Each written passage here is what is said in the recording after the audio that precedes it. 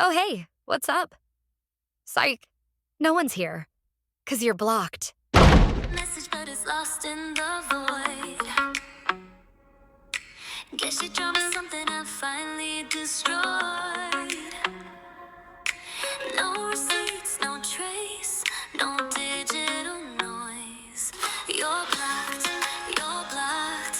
Can't text me, can't call me. You're blocked, you're blocked. Out of my world now, baby. No digital noise. You're blocked. You're blocked. Can't text me, can't call me. You're blocked. You're blocked. Out of my world now, baby. Hello, hello. Welcome to my channel. I'm Vic Mary, your host. If this is your first time here, welcome. For today's episode, I am going to read a poem from my ATG Diary.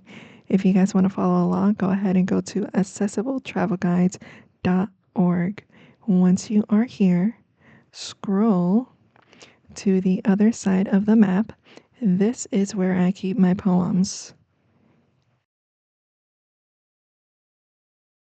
If you scroll further down, I have letters addressing other topics, and all the way down, I have a music playlist. So there's like different categories that you can look through. Okay. Let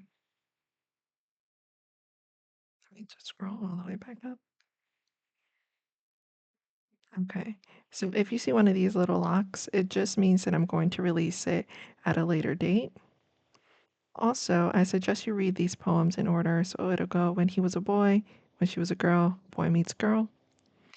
And I am going to make a video for each poem and I'm going to analyze it and give you my thoughts. So for today, I'm going to read When He Was a Boy. Here we go. When he was a boy, the boy who learned to hide. Dear Bumblebee, when he was a boy, they told him be tough. Don't cry, don't break, don't show too much. He learned quick that feelings made you weak, so he bit his tongue and clenched his teeth. He saw his dad stay quiet through pain, so he did the same again and again. He laughed things off, said he was fine, but kept it all locked deep inside. He wore his strength like a careful disguise, hiding the ache behind his eyes. He loved women, but couldn't explain why closeness always carried pain. He didn't know comfort, only pride, so he built his walls and stayed inside. He'd pull away, then wonder why, craving warmth, but scared to try. But one day he got tired of the numb and longed to feel what he'd become. He looked in the mirror and finally saw a boy who'd never felt at all. He called it trying, but in the end, it wasn't growth, just means to an end. He meant to love, but didn't see that effort's not words, it's consistency. And that's when healing had begun, not when he hardened, but when he undone. Because strength isn't silence or standing tall. It's learning you can't be strong through it all. It's saying, I hurt, and not walking away. It's choosing to feel anyway. Love me. So, I want to talk about what this poem really means and how emotional suppression gets mistaken for strength and how that impacts connection, especially for men. I want to say I am not a psychologist, and this is strictly based on my experience, my opinion, my perspective. I also recommend you listen to this on 1.5 speed. It is way better. Okay, here we go. Strength and vulnerability. A psychological analysis of masculinity. If I can't say the word, I shouldn't be allowed to say it. That's what I think.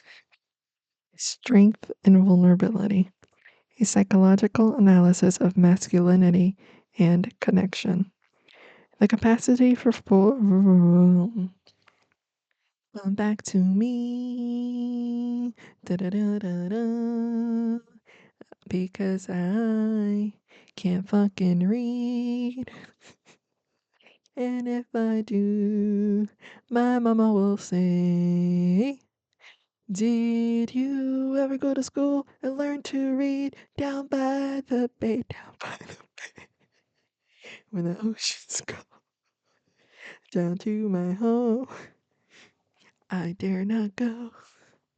And if I do, my mama will say, did you ever read a book down by the bay? That's how you know I'm hanging out with my niece way too much. Okay. Let's get back to it.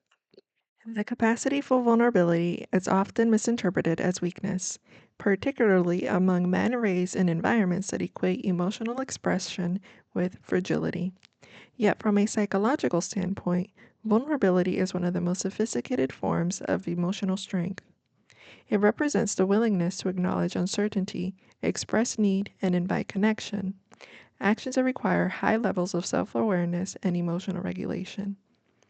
To let yourself be seen is not an act of surrender, but of courage. When an individual can say, I don't know how to fix this, but I want to, or I want to understand you, how can we fix this? They are engaging in what psychologists identify as adaptive coping, an active process of confronting emotional discomfort rather than suppressing it. Such openness allows for relational repair, communication, and trust, all of which are essential components of secure attachment. Conversely, pride serves as a psychological defense mechanism. While it can create the illusion of safety and control, it often functions as a barrier to intimacy. Genuine connection requires emotional transparency, and as attachment theory suggests, intimacy cannot thrive behind walls of self protection. When men learn to associate emotional restraint with strength, they inadvertently reinforce avoidant attachment behaviors, which may safeguard the ego but simultaneously prevent emotional closeness. This is the point at which the boy who learned to hide becomes relevant as a metaphor. The avoidance of vulnerability is not innate, it is conditioned. Boys who are taught to suppress emotional expression often carry this survival mechanism into adulthood, mistaking emotional detachment for stability. True maturity occurs when that same individual learns to regulate rather than repress, when he allows himself to be seen without collapsing under shame or defensiveness. In contemporary media, particularly within red pill subcultures, empathy is often portrayed as a liability. Emotional sensitivity is reframed as weakness, and the concept of caring is ridiculed as simp behavior.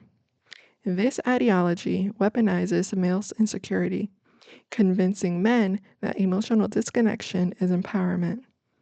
From a clinical perspective, however, this narrative fosters emotional dysregulation and interpersonal isolation.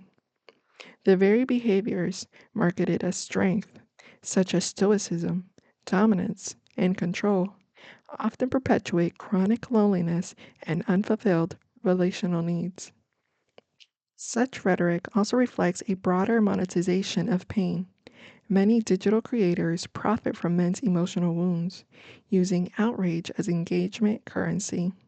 Their concern is not healing, but retention.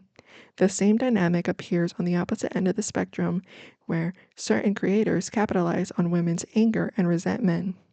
Both sides operate within cycles of projection, using emotional reactivity as a means of validation and control.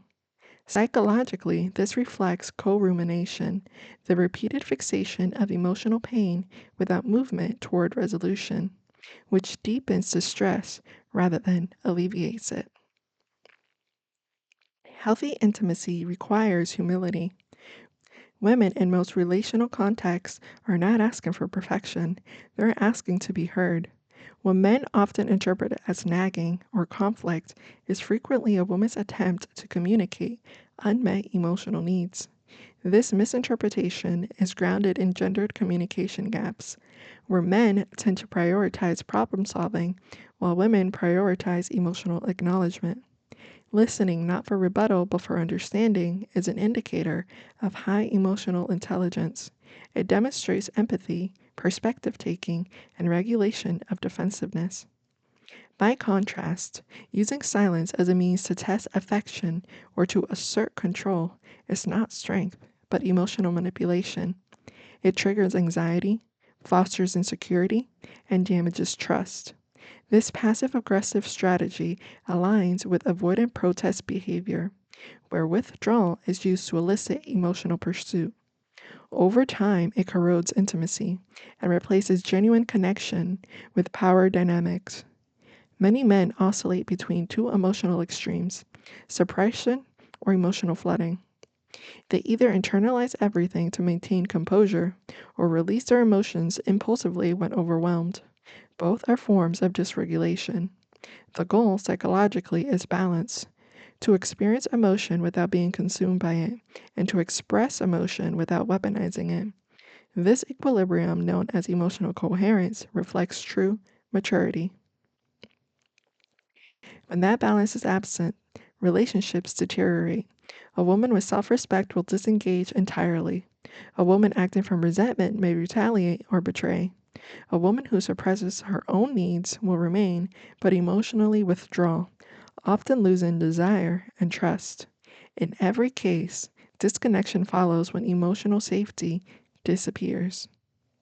The tragedy is not that men are incapable of love, but that many fear the vulnerability love requires. Some avoid it altogether, fearing softness will make them appear weak. Others misuse emotional expression to guilt or control, confusing intensity with intimacy. Both patterns are manifestations of insecure attachment, reflecting unresolved childhood conditioning around emotional availability. Ultimately, the man who learns to express his emotions in a calm, balanced, and self regulated way represents a form of evolved masculinity, one grounded not in dominance but in self mastery. Emotional intelligence, empathy, and accountability are not feminine traits. They are human capacities that allow love to exist. And until more men embrace that truth, many women will continue choosing solitude over connection, waiting not for perfection, but for emotional safety. So, what are your thoughts on this? Do you think society still confuses emotional strength with emotional silence?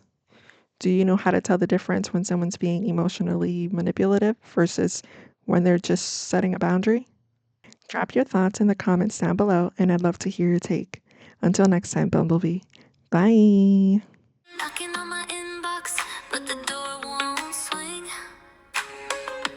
Your name's a ghost, no longer